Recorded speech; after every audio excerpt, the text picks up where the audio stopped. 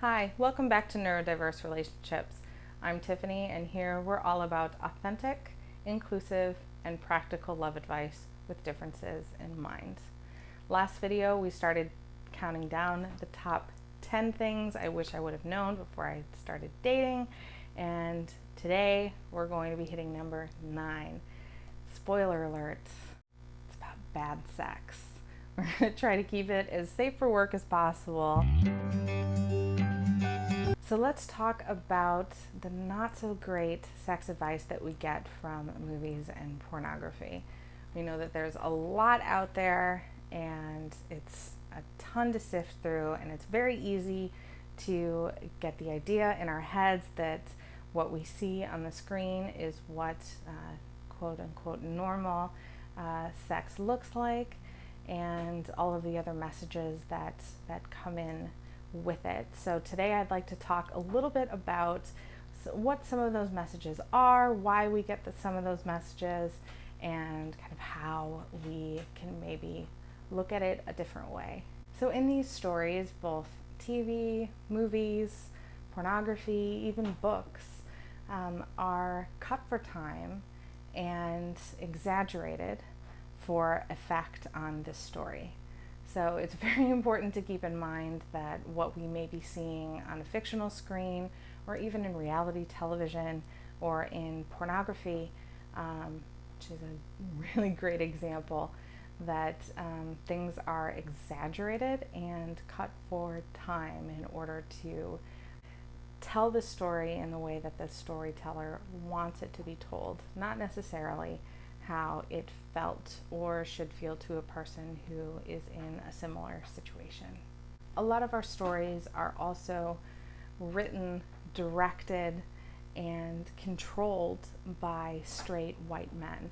So we're really only seeing a very small faction of the human race and one type of sexuality being portrayed or having creative control over the stories that were being told.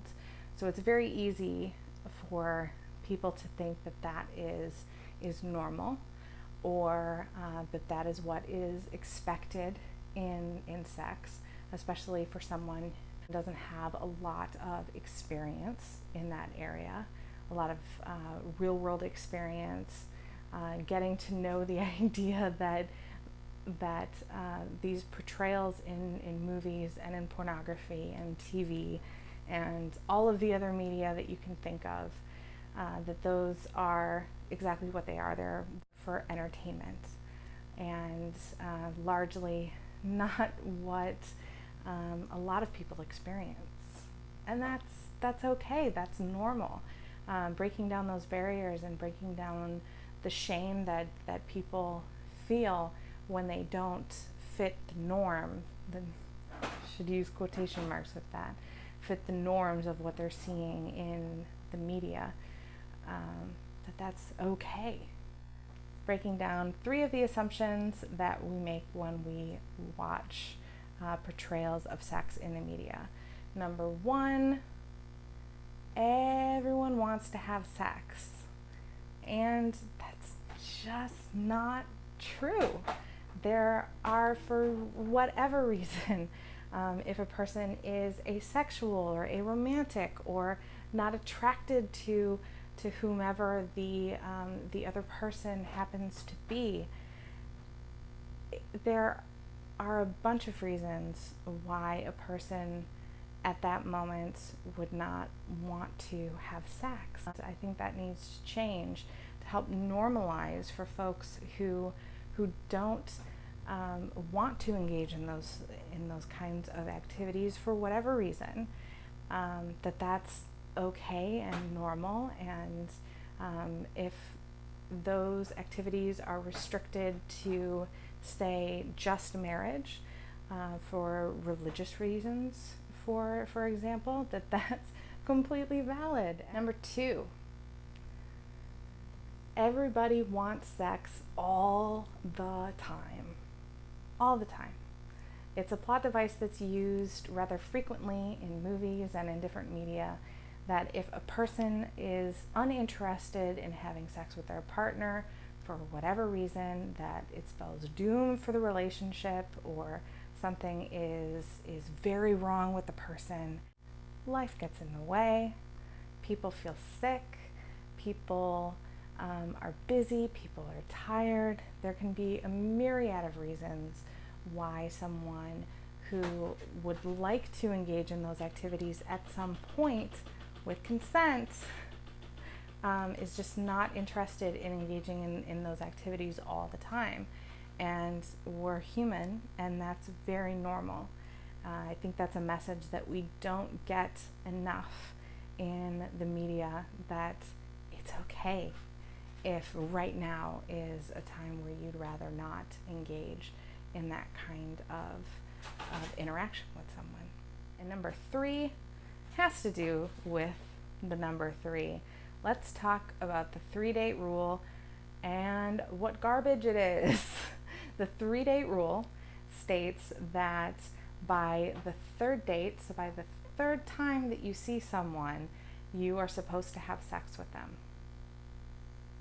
I don't know who made up this rule, but it's awful.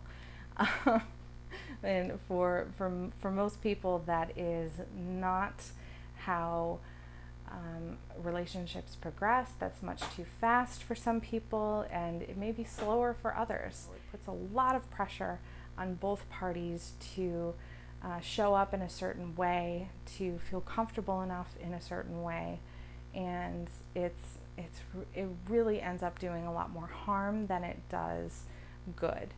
So please throw it out the window, throw it in the trash, throw it wherever you need to throw it, and go at your own pace. Go at the pace that you're comfortable, and know that your comfort and your consent are the sexiest things that are out there.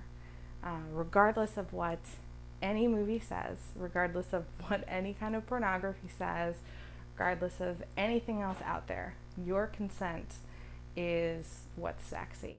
So to sum it up, we get some really bad sex advice from media, and pornography is unrealistic. Say it with me. Pornography is unrealistic. Your consent is the sexiest thing out there. The pace in which you want to go, or if you don't want to have sex at all, that is the important thing. So enjoy the media for what it is, for entertainment, and please don't hold yourself to the standards of the bad sex advice that we've been given.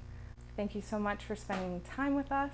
If you like what you saw and you'd like to see more, please hit that subscribe button and click the notification bell. I'll be back next time. Until then,